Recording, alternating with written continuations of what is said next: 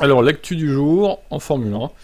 Avant de commencer, je vous rappelle que les news proviennent de ma chaîne principale sur la Formule 1, Type F1. Et il y a aussi mon Twitch, vous pouvez vous abonner. On parle de F1 sur ces deux chaînes de façon constante et régulière. Les liens sont dans la description. Bon visionnage. Ciao. Marco va-t-il être conservé par le nouveau PDG de Red Bull? Bah, s'il pouvait le virer, pourquoi pas, hein. Moi je dis pourquoi pas, hein. En ce qui concerne les opérations F1 de Red Bull dans leur ensemble, Marco admet que les choses vont certainement changer. Le groupe se porte bien, il n'y a pas besoin de financiers comme je l'ai dit. Pour nos opérations F1, c'est une autocratie de facto. Nous étions les seuls à ne pas avoir à suivre certaines règles de l'entreprise. Cette autonomie existait avec le consentement de Mateschitz. Il y aura certainement un peu de changement suite à cet audit. Mais il a déjà été confirmé que la nouvelle direction souhaitait poursuivre les activités en Formule 1, comme maintenant avec une indépendance relativement forte. Le rôle de Marco, 79 ans, sera-t-il remis en question par le nouveau PDG? Minslav apprécie-t-il son travail? Et les propos chocs de l'Autrichien? Il y aura bientôt des discussions en Thaïlande. Je suis indépendant en tant que consultant. Ça dépendra de la structure globale souhaitée. Nous avons encore beaucoup à faire. Il y a toute l'opération moteur à monter et je pense que ça se passe bien. On travaille très efficacement. Je suis pas éternel, mais j'ai encore envie de continuer. Nous verrons ce que la direction décide. Quant à l'avenir du Grand Prix d'Autriche, promu par Red Bull et organisé par au Red Bull Ring, Marco clarifie il appartient à la fondation Mateschitz. C'est séparé du groupe. Il y a un accord de sponsoring entre Red Bull et Project Spielberg. Nous devrons voir comment les choses se passent avec la fondation privée, mais comme je l'ai dit, c'est indépendant de Red Bull. Peut-être que le Grand Prix d'Autriche sera renommé, ça sera plus Red Bull Ring. Il va reprendre son nom Day One Ring ou je sais pas. Bon, il semblerait qu'il y ait du changement dans l'air du côté de chez Red Bull. Et si on peut virer le toxique Marco, moi je dis pourquoi pas. Remplacé par un mec plus jeune déjà. Bon, j'imagine qu'ils vont conserver Horner parce que ils peuvent pas virer les deux. Ça serait un peu beaucoup là, je pense. Mais Marco, il faudrait qu'il vire au moins parce que déjà il est vieux. Comme il dit lui-même, il n'est pas éternel, donc il faudrait peut-être voir à changer les choses dès maintenant en fait. Qu'est-ce que vous en pensez vous? Ciao. Jenson Button pense que Mercedes a raté sa meilleure chance de victoire au Mexique. Tarragos et Abu Dhabi n'y seront pas propices. Alors, peut-être Abu Dhabi, mais Brésil, j'ai encore de l'espoir. Pourquoi il dit que le Brésil sera pas propice? Je pense que le Mexique était un excellent circuit pour eux et ils étaient très près d'obtenir la pole. Lewis a eu un problème. George a fait une petite erreur en entrant dans la section du stade lors de son dernier passage. Donc avoir un avantage sur Red Bull en qualif aurait été une belle étape. Surtout si les deux avaient pu le faire. Ils auraient pu avoir une course très différente, mais la Mercedes n'a pas assez de vitesse en ligne droite. Que ce soit à cause de la puissance du moteur ou de la traînée aéro, quoi. Je pense que c'est plutôt la traînée plus que le moteur. Les longues lignes droites d'Abu Dhabi risquent de poser problème à Mercedes. Oui, ça, on est d'accord. Donc quand ils utilisent un appui aéro élevé, c'est un peu un problème. Je pense qu'Abu Dhabi est un circuit d'adhérence mécanique, et ils l'ont dans la voiture. Mais le problème est que vous sortez des épingles à cheveux sur de longues lignes droites. Ce qui va leur faire mal. Il sera difficile pour eux de se battre pour la victoire. Les circuits plus lisses, encore une fois, sont les meilleurs pour eux.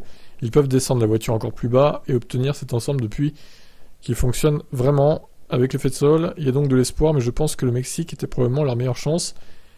Alors, il parle pas du Brésil, dans cette interview, je veux pas dire, mais bon. Moi, je pense qu'au Brésil, il peut encore y avoir de l'espoir. En plus, il va être galvanisé Hamilton par le fait qu'il est citoyen d'honneur du pays, Ayrton Senna, tout ça.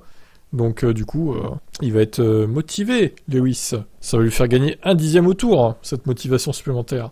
Ouais, je vous laisse commenter, ciao. Et 3 équipes qui veulent Ricciardo en pilote de réserve. Ah bah dis donc, quel succès Daniel. Mercedes, Red Bull et McLaren. Pas des équipes pourries en plus. Bon alors McLaren, honnêtement, il va pas y rester. Je vois pas dans quelles conditions il pourrait rester chez McLaren. Vu ce qui s'est passé depuis 2021, ça m'étonnerait. Je pense que Daniel discute avec quelques équipes au sujet d'une éventuelle place, également avec Red Bull. Pour nous, c'est un type formidable, mais nous ne sommes pas encore en mesure de savoir qui sera notre troisième pilote. Il pourra apporter de la personnalité car il est ici depuis longtemps. Il connaît parfaitement ses voitures, ce qui pourrait être un grand avantage, mais je ne veux pas lancer de rumeurs parce que nous n'avons encore rien décidé. Seidel, chez McLaren, nous n'avons pas encore discuté de la question, mais normalement, en hiver, on choisit qui est le pilote de réserve. Ces dernières années, nous avons partagé la réserve avec une autre équipe. Maintenant, il n'y a plus de désaccord avec Daniel. Il est possible qu'il soit notre troisième pilote 2023. Ok, Red Bull, on sait que effectivement, ouais. Ils sont également en lice pour le récupérer. Donc, qu'est-ce qu'il va choisir? Je conseille Mercedes. Vous pensez qu'il va choisir quelle équipe, vous, du coup? Allez, ciao. Stuck demande aux pilotes de F1 d'arrêter de dénoncer leurs rivaux à la radio. Je suis pas d'accord avec ce qu'ils font à cause des limites de piste. Explique Stuck. Je ne citerai pas de nom. Il vise Hamilton, de toute façon, merci. Je ne dirai pas à la radio que tel ou tel pilote a dépassé les limites de piste, c'est de la pure dénonciation. On ne peut s'empêcher d'y voir une attaque claire sur les propos d'Hamilton à la radio, lorsqu'il suivait Verstappen à Austin et Mexico. Ces garçons devraient plutôt appuyer sur l'accélérateur. C'est mon opinion. C'est ça qui me fait penser à Marco dans ce qu'il dit des fois. C'est le même genre de mec, le vieux réac aigri, là. Pareil, quoi. Et les pilotes n'ont pas besoin d'aller prendre un café ensemble après la course, parce qu'ils courent, et parfois, il suffit de laisser la course être une course. Ouais, enfin d'accord, mais bon, si le mec devant vous dépasse ses limites de piste pour rester devant vous, désolé, bon, ça énerverait n'importe qui. Donc je peux comprendre que Hamilton, il ait fait ça. Bon, après, il s'est pris un avertissement lui-même. Donc à mon avis, vu que il voyait que Verstappen se faisait pas pénaliser, il a dit vas-y, je vais faire pareil du coup. Ça va être ça l'idée. Mais bon, voilà, Stock toujours un peu aigri, hein. Qu'est-ce que vous en pensez? Ciao. Alors contrairement à son équipier, Hamilton a l'air assez enthousiasmé par le tracé de Las Vegas. Et franchement, les LED sous les voitures de nuit, ça pourrait rendre pas mal, hein. Il faudrait qu'ils y pensent.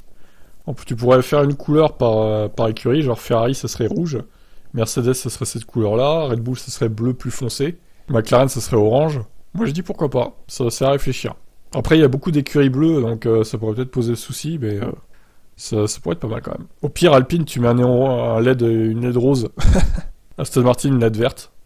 Ah ça pourrait être pas mal. Bon alors il a dit quoi Lewis là? Je suis tellement excité d'être à Vegas, juste conduire sur le strip comme dans les films que beaucoup d'entre vous ont vu sur Vegas. Les lumières, cette course pourrait être à coup sûr être la meilleure de tous les temps. Le tracé sera dantesque pour la compétition. Peut-être un peu moins fun sur un tour solo. Nous avons des courses à Singapour et Monaco, mais ce n'est pas assez mouvementé. À Vegas, ce ne sera certainement pas facile de rester concentré en piste, comme en dehors d'ailleurs.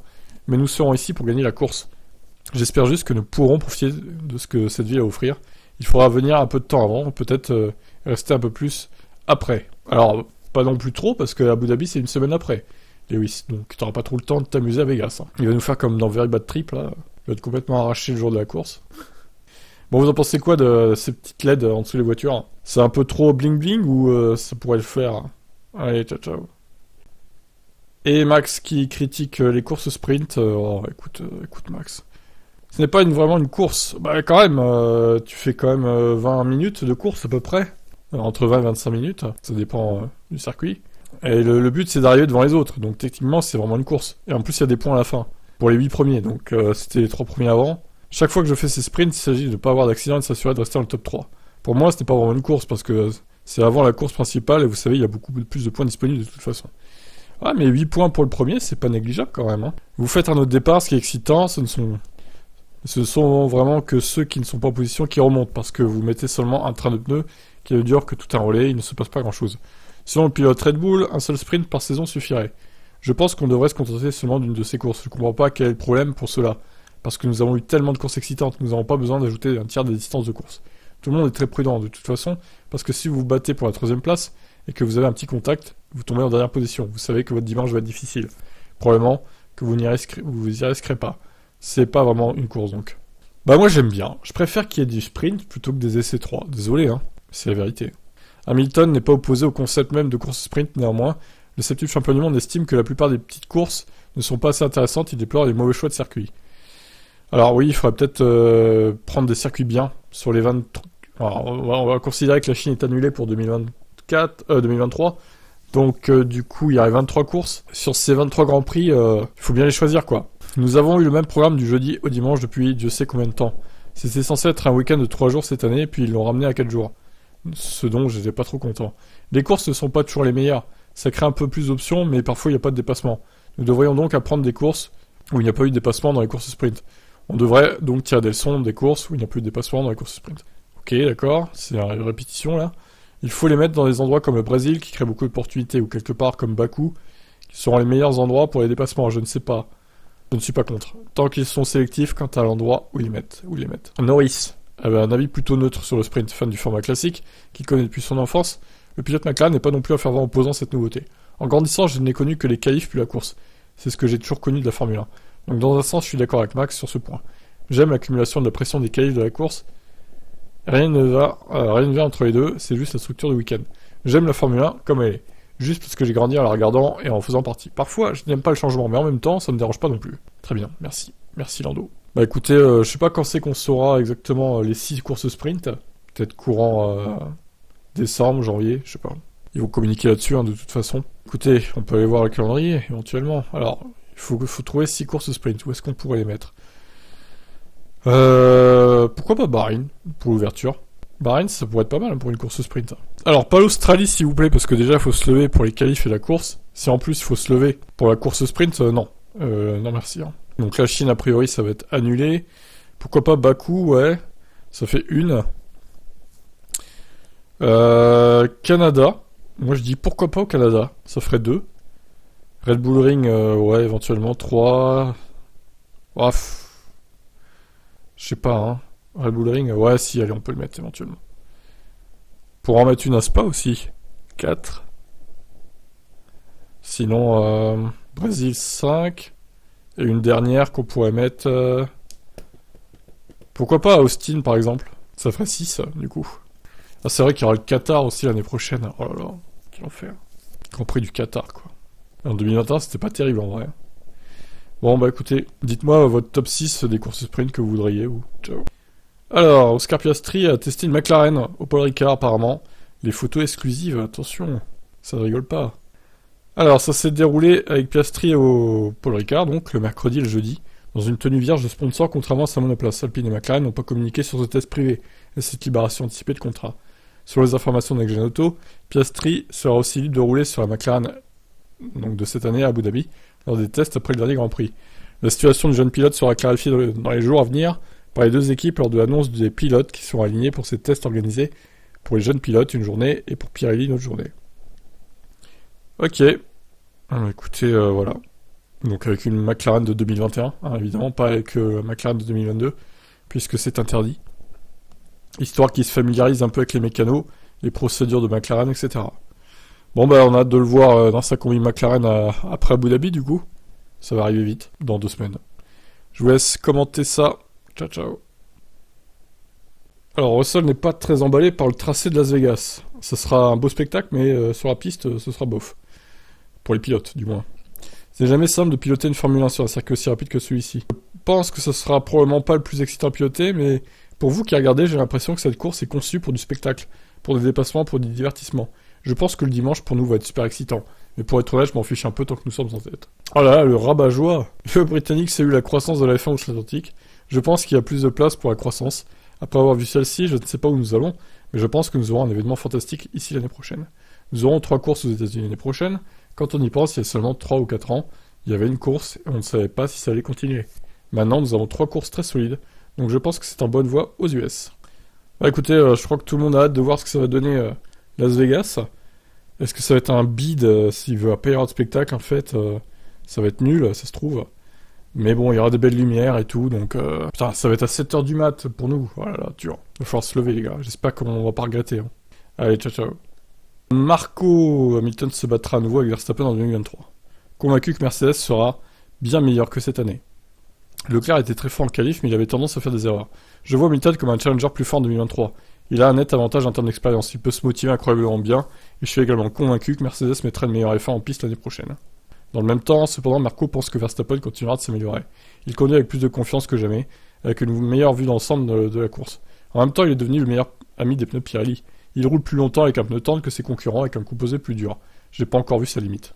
Il monte dans la voiture et est tellement confiant dès la première séance d'essai, dès le premier tour. Quand c'est mouillé, il est 2 secondes plus rapide que le reste du peloton, dans les premiers tours. Tout ce dont il a besoin, c'est d'une très bonne adhérence à l'avant. Ce que fait l'arrière ne l'affecte pas tant que ça. Ça ne fait que rendre les autres pilotes nerveux. Vous avez vu au début de la saison que Max était aussi rapide que Perez dans une voiture qui ne convenait pas à son style de pilotage.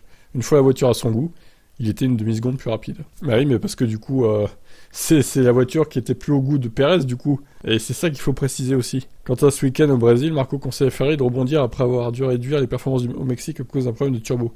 Quant à Mercedes, elle s'est définitivement améliorée ces derniers temps, surtout en qualif. Voyons si ces deux équipes peuvent sérieusement nous embêter à Interlagos. Ah bah écoutez, on verra ça. En espérant que le Grand Prix ait bien lieu. Bon, on est mardi, donc je pense qu'on aura eu des nouvelles si le Grand Prix était annulé. On le saurait déjà, je pense. Donc normalement, ça va bien se passer. Ils vont se calmer, les Brésiliens pro-Bolsonaro. Hein. Donc voilà, est-ce que Hamilton se battra contre Verstappen en 2023, la revanche de 2021 ? Bah j'espère. Avec cette fois un finish différent, n'est-ce pas ? Allez, ciao. La news qui va faire péter un plomb à Nelson Piquet. Ça y est, c'est officiel, Lewis Hamilton a été honoré à Brasilia du titre de citoyen d'honneur du Brésil, payé de son idole, Ayrton Senna. Toute ma vie, le Brésil a pris une place importante dans mon cœur. C'est ma deuxième maison, a-t-il déclaré, visiblement ému dans la cérémonie. Acclamé par les parlementaires, le pilote de l'écurie Mercedes qui disputera dimanche le Grand Prix d'Interlagos s'est dit honoré par ce titre, le premier du genre concédé à une personnalité étrangère par le Parlement brésilien. Hamilton avait marqué les esprits après ses victoires lors du Grand Prix du Brésil 2021, quand il avait rendu un vibrant hommage à Ayrton Senna, triple champion du monde décédé à Imola en mai 94. Quand je pense aux rues de Salvador ou à la précieuse forêt amazonienne, ça me donne envie de passer encore plus de temps ici pour mieux connaître les personnes et les lieux incroyables de ce beau pays. Alors voyons la vidéo.